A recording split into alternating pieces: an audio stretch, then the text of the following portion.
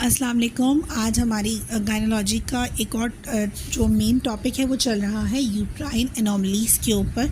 Uterine anomalies क्या होती हैं? जो कंजेनाइटल तौर पे मौजूद होती हैं उस बच्ची के अंदर, जो पैदाइशी तौर पे नुक्स मौजूद होता है उसके रिप्रोडक्टिव ऑर्गन के अंदर, उस कंडीशन को कहते हैं। इस सिलसिले में हमने जो फर्स्ट लेक्चर था उसमें मुलेरियन सिंड्रोम हमने पढ़ा था, जिससे हम मुलेरियन एजेनेसिस या नेव यूट्रस या इन्फेंटाइल यूट्रस या जो मियर्स रॉकेटेंस्की कस्टर हॉजर सिंड्रोम MRKF जो है वो हमने स्टडी किया था। आज की इस वीडियो में हम देखेंगे कि पैदाइशी तौर पे कुछ बच्चियों में दो तरह के, आज की इस वीडियो में हम दो टॉपिक्स को कवर कर रहे हैं। पहला टॉपिक है बाइकॉर्निएट यूट्रस और दूसरा टॉपिक है यूनिकॉर्निएट यूट्रस। ये दोनों टॉपिक मैंने एक साथ इसलिए रखे हैं ताकि कुछ कन्फ्यूजन ना हो जाए। यूनी का मतलब होता है सिंगल, बाई का मतलब होता है डबल। ठीक है, तो दो तरह के यूट्रस हम मज़ीद स्टडी करेंगे। तो ये पहला एक और अब ये दो, तीन कंजेनाइटल एनोमलीज़ आज तक की इस वीडियो में हम कवर करेंगे। तो देखते हैं यूट्रस का जो नॉर्मल हेल्दी यूट्रस का शेप होता है वो किस तरह का होता है।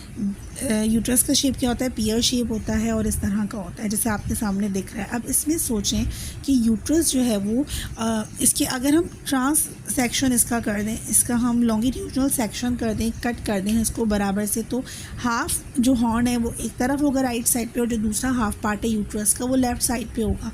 अब सोचिए कि ये बाइकॉर्निएट यूट्रस का मतलब यानी कि दो कॉर्न्स हैं इसके, तो दो कॉर्न्स, यही दो कॉर्न्स हैं कि क्यों बन जाते हैं किसी भी एनोमली की वजह से। बर्थ टाइम के ऊपर the part of the uterus, mullerian ducts जो होती हैं ना वो फ्यूज़ जो करती हैं वो फ्यूज़ नहीं हो पाती। जब बच्ची बन रही होती है ना, एक फ़ीमेल की वो बन रही होती है, बेबी गर्ल फॉर्मेशन हो रही होती है, तो यूट्रस बनते हुए मिलेरियन डक्ट्स आपस में फ्यूज़ कर जाती हैं और फिर ये एक यूट्रस बना लेती हैं। समझे कि दो पार्ट्स को हमने जोड़ के एक पूरा पार्ट तैयार कर लिया, नेचर ने इस तरह किया।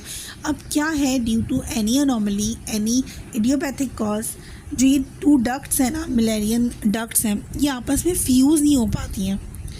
तो यूट्रस बनता तो है लेकिन वो जो एक अलग से लकीर दिखती है ना, एक सेपरेशन दिखती है, वो पूरी ज़िंदगी उस बच्ची में मौजूद होती है, जिसे हम बाइकॉर्निएट यानी कि दो कॉर्न्स का यूट्रस कहते हैं। Uterus with two horns.